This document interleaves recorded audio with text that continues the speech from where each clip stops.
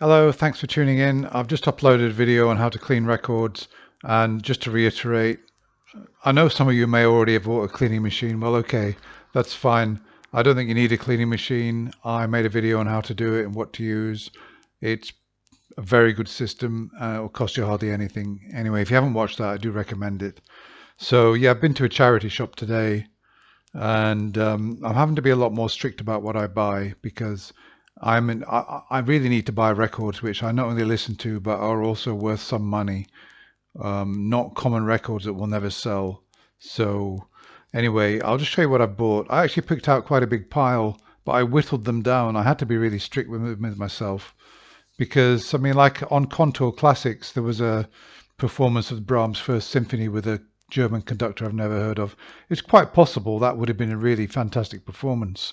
I've got Brahms' First Symphony, a couple of decent versions. I don't really need another one. And, I've got to really be strict with myself and not buy a lot of these items which haven't really got much commercial value, if any at all, but would just be a curiosity to have. So, I mean, unless I'm getting them for nothing, I don't really even want to pay £1 for them. Let me just show you what I bought. So I got Carmina Burana on a Philips Digital Classics, and that's Seiji Ozawa conducting. So I'm quite pleased with that. Let's see where it's pressed. I think it's probably a Dutch pressing. I think a lot of these, yeah, made in Holland. That's good. So that's in good condition. The jacket's pretty good, really. And I've got this one. This is a German EMI. It's got on it Haydn Trumpet Concerto, which I haven't got, and it's also got some unusual items. We've got Telemann Concerto for trumpet, strings, and bass continuo. And then we've got a Sonata for two trumpets. This is Franceschini. I've never heard that composer. We've got a Sonata for two trumpets, strings, and basso continuo. Hogwood is on Cembalo. I think that's harpsichord, isn't it? Yeah, sorry. Mariner's conducting. I don't know whether, I'm sure this must be on a UK EMI as well. This is actually a German EMI. So that's interesting enough for me to have. I haven't got the Haydn Trumpet Concerto, so I wanted to have that. And the other works look to be fairly interesting. Okay, I found some vocal. So Rothenberger and Gedda singing some operatic duets. I like those two. I quite like Operetta, so that will be, that'll be worth keeping.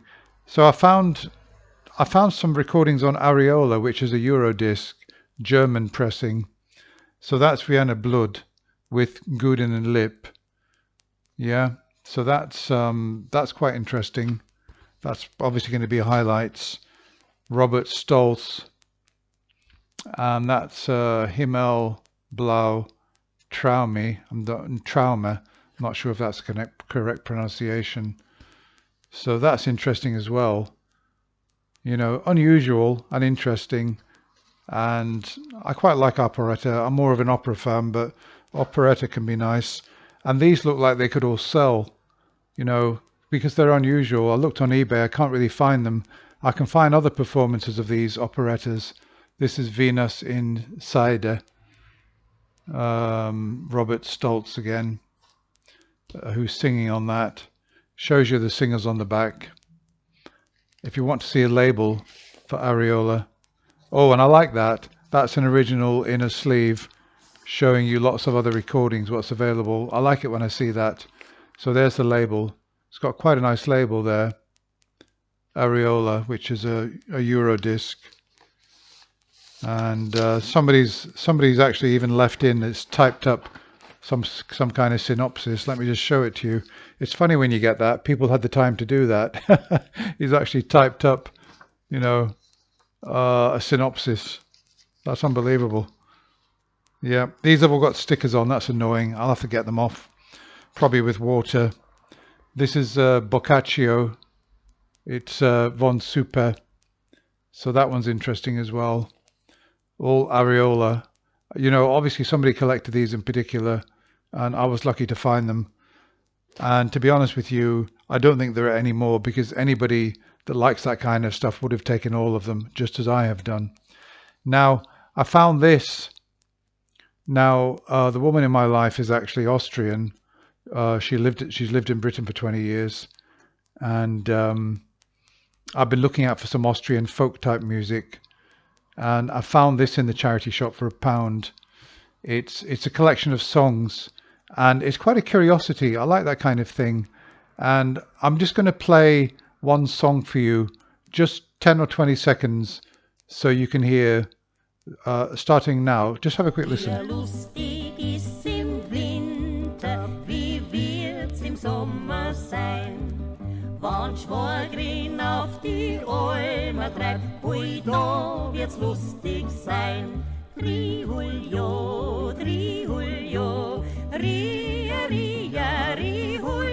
Okay, that's enough of that. I don't know what you thought of that. I quite like that. I like that quite light kind of cheerful sort of music.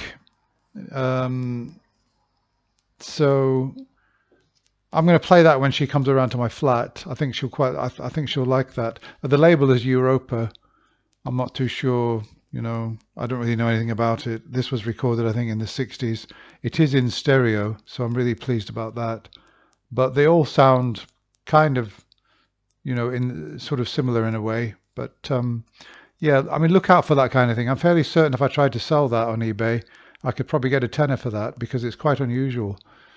Okay, well, that's about it really. Just to say though, yes, I'm getting back into selling records, and I'm trying to be a lot more selective in charity shops. I've got now a collection of about 700, and I've paid, you know, 50p, a pound, 150 for most of those. I've built up a lot of the staple works, and now I'm just looking for records which have got more of a resale value, something a bit unusual.